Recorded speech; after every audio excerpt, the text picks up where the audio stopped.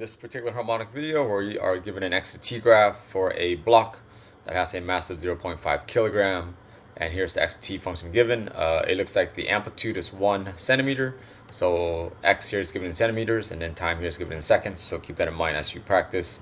Alright, let's go ahead and crack out these different parts here.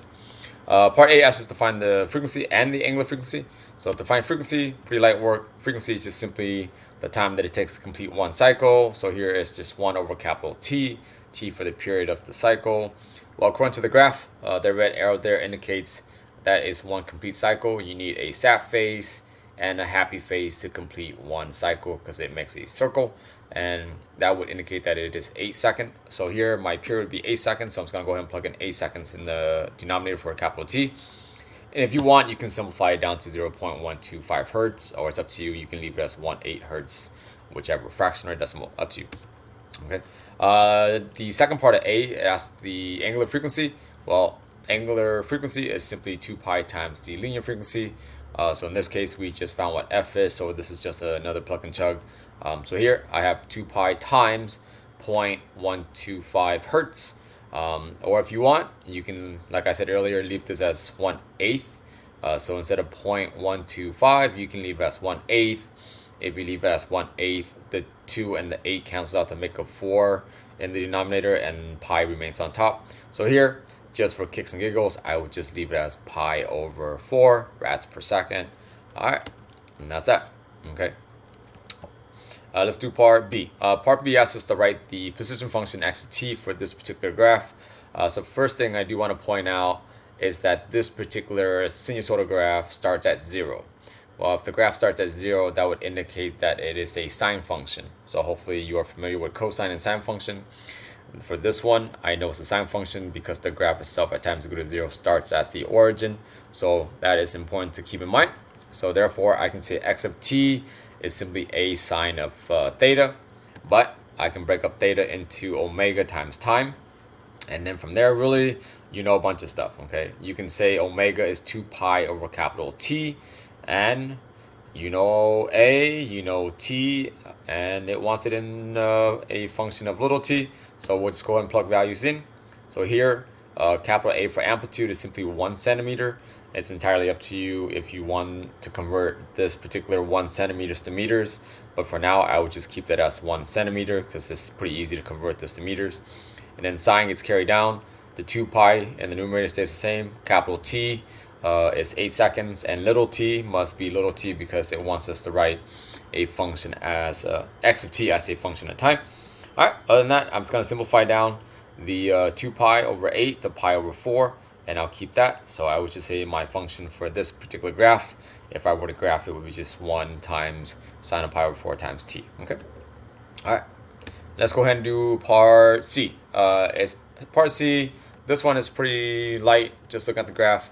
It's just during which times is the block at rest. Well, in order to figure out where the block is at rest, all you really have to do is look for the peaks and valleys, aka where the tangent line of this x of t graph is 0. Okay, so here in my bullet here it says where is velocity equal to 0, so I need to figure out what these times are. So according to the graph, so here's the first peak for the first half of the cycle, that's 4 seconds, so this particular peak exists at 2 seconds. Okay, so the tangent line there is 0 because that's the turnaround point, so it went to the right 1 centimeters, and at that point it's going to go left. It's going to change direction. And then the next value that I see here would be at 6 seconds because this dot here is between 4 to 6, so half of that would just be, or excuse me, the value between that would just be 6. Okay, once again, the tangent line there is 0, so hopefully you're familiar with tangent line by now. And then the last point on this graph that I can see that is the turnaround point is at 10 seconds, so that's 8 seconds, and then it goes to 12 here, so between 8 to 10 for this one, symmetrically that would be 10 seconds. So my answer simply would just be at 2, 6, and 10 seconds. So the block comes to a momentarily stop before it changes direction at these particular individual times. Okay. Let's think of number. Letter D. Letter D asks us to calculate the spring constant. So there's different ways to do this, but based on what I have so far for my work, I'm just gonna go ahead and crack this out this way. I can say the angular frequency is just simply the square root of k over m. Well, it asks for k, so I'm just going to go ahead and get k by itself by just doing a quick manipulation. I'm going to square both sides just so that I can get k by itself. So squaring both sides causes omega to be omega squared. However, squaring the right side just gets rid of the radical sign. So now I almost have k by itself. To get k by itself, I just multiply both sides by m. So therefore, I can say the angular frequency squared times the mass equals to k. Well, if you've been keeping up, I already have omega from my previous work, which is pi over 4, in red here, that I'm going back and forth with my cursor. And then we're going to square that, and then times it by the mass, and the mass is given as 0.5 in the or in the statement. Okay. All right. So I'm just going to plug and check. So it would be pi over 4 in parentheses. I'm going to square that, and then times that by 0.5. So if you plug this stuff properly on your calculator, you should get a value of about 0.31 newtons per meter, and that is your spring constant. All right, let's go ahead and do E. Part E, I'll show you how to do this a couple of different ways. Hopefully pick one that makes sense to you the most. It asks you for what is the acceleration at 4 over 3 seconds. Okay, so to find acceleration, you should start with your x of t function. So x of t, as I stated earlier, in this particular problem, is a sine function because the graph starts at 0 at times equal to 0. Okay, so to find the velocity as a function of time, you need to take the first derivative of x of t. So here I just said dx over dt. Well, what is your x value? Your x here is just a sine of omega t. And so take the derivative here with respect to time, and that's going to give you this.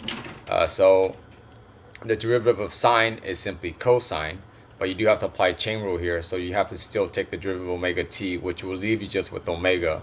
So that's going to get brought outside of the function as well. So therefore, the v of t function in this case is a omega cosine of omega t. Okay. All right, but we're not done yet. This particular question asks you to find acceleration, not velocity. So now, once you have your velocity function, take the derivative of velocity again. So here I just said a of t is the derivative of v with respect to time. So really I'm just going to carry the function that I just derived down here and then drive again. So here it's just a omega cosine omega t. So in my bracket there I have a omega cosine omega t. The d outside is just to differentiate. So here the derivative of cosine though, however, if you're familiar with it, is negative sine. Okay, so that's why there's a negative sign in my work. So the derivative of cosine is negative sine. And then you still have to apply chain rule again. So therefore, the derivative of omega t gives you another omega. Well, you already have an omega outside. Now you have another omega, which will just make it omega squared, because omega times omega is omega squared. Okay, so now we have a function at a t, and really we have everything already. So a is given to us from the graph, right? So if you look at the graph here, it starts at 0, and then the maximum length to the right that it stretches is 1 centimeter. So the amplitude here I kept in centimeters to be 1 centimeter. And then here omega square, well, omega as I derived earlier in part A, that was just pi over 4. Once again, I just kept the pi as pi over 4. You could just simplify pi over 4 into a decimal if it makes you happy. You're going to square that, and then I'm going to carry sign down. Once again, inside the parentheses though, you have omega times time. But once again, omega is simply pi over 4 because I already derived that. And time here in this case given to us is 4 over 3. But as you can see, the 4 on the bottom and the 4 on top is going to cancel. Okay, so in the parentheses here, that's just going to leave you with pi over 3.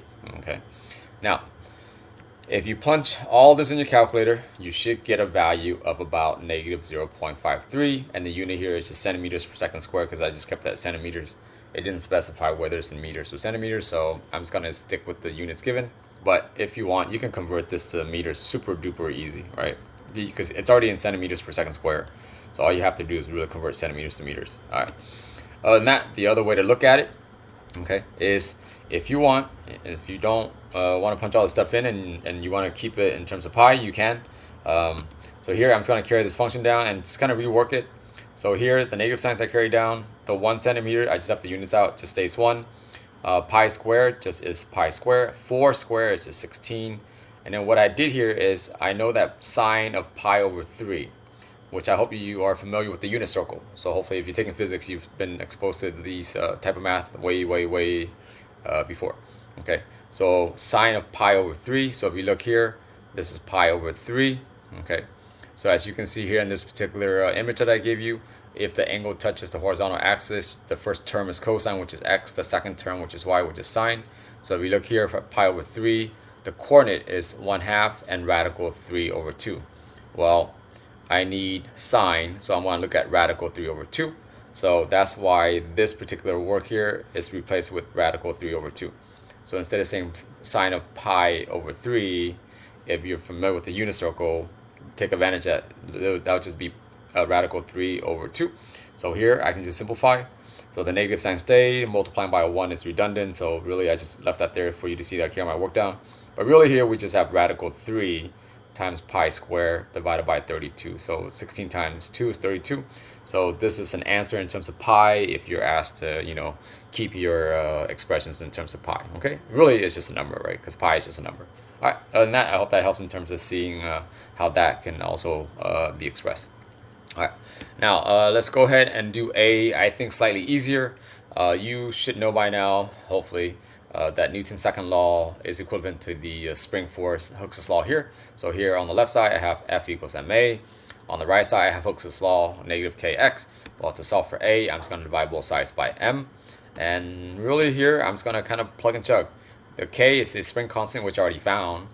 X here, well, I don't know what x is, but I know that I wrote the function for x already. X for this graph is the amplitude times sine of omega t divided by m. Well, I know what k is, I know what a is, I know what omega is, I know what t is because t is 4 over 3, I know what m is. So really, I know all that the values already. So I'm just going to plug it in. K, I just plugged that in as 0.31. A is 1 centimeters. Once again, omega is pi over 4, t is just 4/3. And other than that, the mass on the bottom is 0.5. So if you simplify all this wonderful stuff on your calculator, you'll get the same value of negative 0.53 centimeters per second squared. So as you can see, the answer comes out the same. Pick a strategy that works for you the best. So if you know calculus, I would say the left side is kind of fancy. If you don't know calculus, the right side, it's pretty straightforward. Okay. All right, let's go ahead and do F and G. F, it says, what is the acceleration of the particle at 6 seconds? Well, I already derived the acceleration function for this particular graph, which is just negative a omega squared sine omega t. So here, really, we're just going to plug and chug. So it says acceleration at 6, so that's what I wrote here. A at 6 seconds is equal to negative 1 centimeters. And then omega, once again, it's just pi over 4. I want to square that. And then sine of pi over 4 times 6. So this simplifies down to just, what is this? 3 pi over 2, right? Because it's pi times 6, which is 6 pi. And then 6 divided by 4 is just really 3/2 if you want to just reduce it. Other than that, I left it here just to show you that you can use your knowledge, your prior knowledge from the unit circle. Sine of 3 pi over 2, if you're familiar with it, would just be negative 1. That's because of this particular graph once again. So if you go all the way to 3 pi over 2 where my cursor is circling, okay, so 3 pi over 2 leaves you at 270 degrees, which is right here. So where this dot is, your x coordinate is 0, your y coordinate is negative 1. So really, sine of 3 pi over 2 is just negative 1. So I circle all this to tell you that it is negative 1 because, well, the unit circle said so. Okay. Other than that, it really just kind of comes down to just simplifying stuff. So a negative out front times a negative 1 makes a positive. It did ask for acceleration, and acceleration is a vector, so you do need to include the direction, the sign here, right? You have to tell whether it's accelerating leftward or rightward. In this case, a negative and a negative here will cancel out, which makes a positive sign. And really the only thing left here is just pi square, and then 4 square 16, because these ones are just kind of placeholder visually. All right, other than that, your A of t would just be positive pi squared divided by 16, and the unit I kept here is centimeters per second squared. Okay. And then the other way to look at it, if you're paying close attention, for F, it's kind of nice, right? It says at 6 seconds. So if you can just watch the graph, at 6 seconds, it puts you right here. Okay, so right at this valley, which is the turnaround point. So what is the velocity here? The velocity here is 0. Well, if your velocity is 0, it implies that your A is max. So at this particular time, 6 seconds, the spring is pushing the box all the way to the left at an amplitude of negative 1, and it comes to a stop. Well, acceleration depends on x, but at 6 seconds, x is the maximum distance compressed, which is -1 centimeter. So because I know that at 6 seconds where v is equal to 0, a is max, so I'm just going to say the magnitude of the maximum acceleration is simply a omega squared, which is really from this function here. If you come back to this function here that I'm circling, right, we have at the very top here, we have a times a of t is equal to negative a omega squared. Well, at 3 pi over 2, sine of omega t is just -1. So really you're just multiplying by 1, which makes this function simply just a omega squared. So that's where this function comes from. Alright, other than that, all you have to do is plug in a, and then omega is 1 pi over 4, and then square that, and it will leave you with the same magnitude, which is pi squared over 16. But you notice here on my work, I did here just the magnitude, and then really just kicking common sense, right? How do you know whether it's accelerating left or right? Well, at 6 seconds here, if you are reading the graph correctly, you're at the maximum amplitude to the left, which implies that the box can only go to the right, which means the spring, Hooke's law, is going to push the box to the right. So if you look at this graph here, at this 6 seconds, the x position is at -1 centimeter, and as you can see, the x of t function here curve starts curving up, which means it's going to accelerate. Well, how do you know which way it's accelerating? Well, it's at -1 here, and it's going to keep going towards the origin, aka accelerating to the right. Okay, so that's why this particular sign is a plus sign. All right. Other than that, let's do G. It's just what is the block's kinetic energy at 9.5 seconds. So I'm just going to go ahead and get to it. KE is 1/2 mv squared. I know what m is. M is 0.5. I don't know what v is at 9.5 seconds. But I know my velocity function that I derived earlier is a omega cosine omega t for this graph. Okay. I know a, but you notice here I highlighted a here because, well, the unit for KE is in joules, so everything has to be in meters and seconds. So I just converted the amplitude, which is 1 centimeter, but 1 centimeter converted to meters is just 0.01 meters. So I highlight it because that's really important there. And then I'm just gonna go ahead and plug and check the rest of the stuff. Okay, and if you plug in omega here is pi over 4, and then omega here is pi over 4 times 9.5 seconds, that'll give you a velocity of about 0.003 meters per second. Therefore, now I can just plug it in. Okay, here for KE, I need 1/2 times the mass, and then the speed here, which is b. Again, when you do KE, the v here just stands for speed, so I don't really care if it's positive or negative. I'm just going to plug in the magnitude, which is 0.003, and I'm going to square that. And if you do all that, you'll get a value of about 2.25 times 10 to the -6 joules, and that's one way to do it. The other way to do it, if you like, okay, is to set up conservation of energy. You can see that the maximum potential energy stored in the spring will be dispersed into KE plus PE during its motion. Okay, so therefore, you know what the function is for PE max already. PE max is just 1/2 KA squared, A being the amplitude, and then KE is 1/2 mv squared, and then PE is just 1/2 kx squared. So really, I just wrote this out here for you.